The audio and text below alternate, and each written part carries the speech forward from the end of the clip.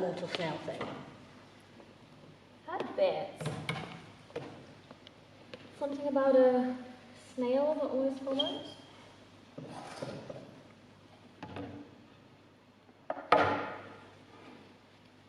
Explain. So, it's like you get a bunch of money, and you're immortal for as long as you can dodge the snail, right? If there was a snail moving at a snail's pace, trying to catch you, could you outrun it? Is it a human-sized snail or a snail-sized snail? I was thinking snail size, since if it was human-sized, you'd know when to run.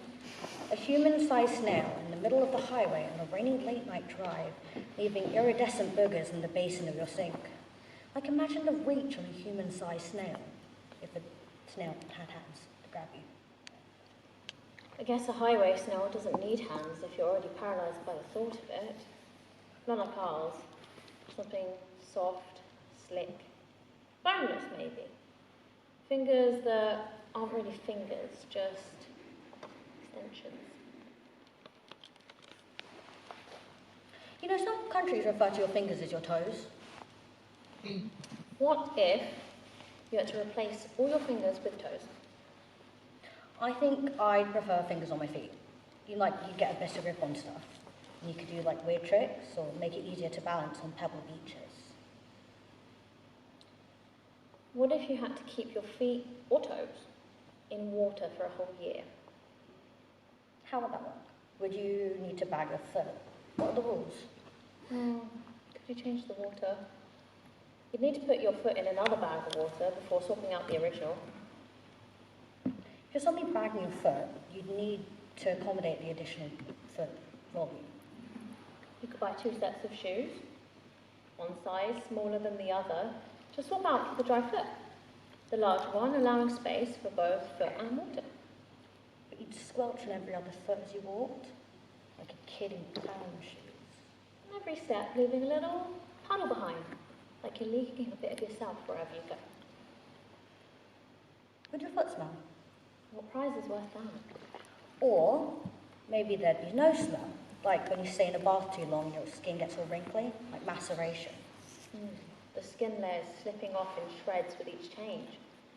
Waterlogged, like the soft-boiled fruit, dissolving until there's nothing left to call a toe, let alone a foot. I mean, it's not like your car eats itself alive with every oil change. Could you count a peeling foot mask? Is it wet enough for the water to count? I guess putting a damp paper towel on your foot and calling it submerged isn't the same thing. No. A liquid covering is needed, no matter the outer material. How much of your foot is your foot? Like, including your ankle or only below it? Could you do the heel only? Achilles only. Reverse Achilles. Could you do one toe at a time? Like tag teaming the toes in. Would washing your feet count as keeping them in water? Would it matter if it was cold, like the lakes up north? I think the foot would still prune. Cold like that gets into the bone, stays there. My grandmother used to say the lake remembers every toe it touches. Yeah, I don't think the lake needs to remember me. Is there a water percentage that counts as enough water in other liquids? 50%. Or maybe 75%. What percentage of a human is water? Would coconut water count? Or tea or coffee? Oh, but that would stain your feet. How much water is in yogurt? Could you mash up a bunch of broccoli? Or green grapes or peaches? Simmering syrup or a decorative orange drizzle? Be careful not to burn your toes. I burnt my fingers just the other day, removing the burners on my stovetop. Had to stick them in cold water for like 20 minutes, hunching over my sink like a caveman eating cloudberries, getting the juice everywhere. Bent low like that, I wonder if the foot would leave its own kind of mark. The sink, a slippery mixing bowl for the batter. Could you put your foot in that? Batter is liquid, is water. You stick your foot in that and bake a foot pot pie. But once it's baked, would you want to keep that foot? Or cut it off before the oven cools? Do you still win the prize? What even is the prize?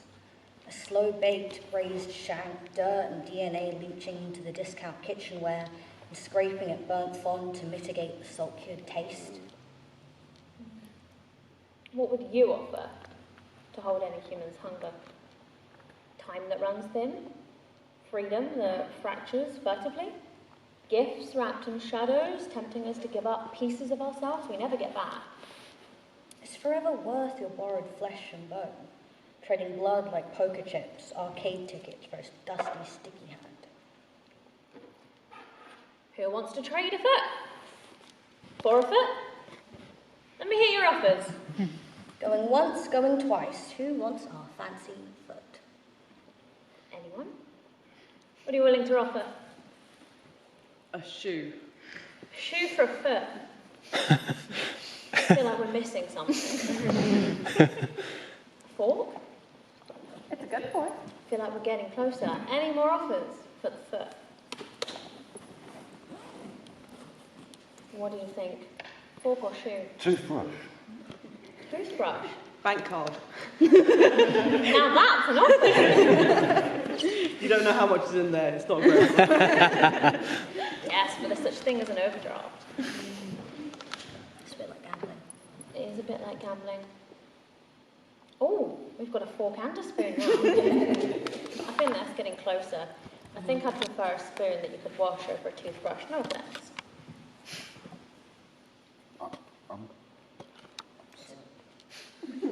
It's getting escalated. There we go, a full set of cutlery. Do you think that's worth it? All right, how'd you lob a foot? You ready? Shouldn't I pay first? I trust you.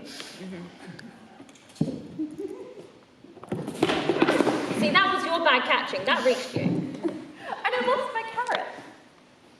Then we made a trade. Thank you.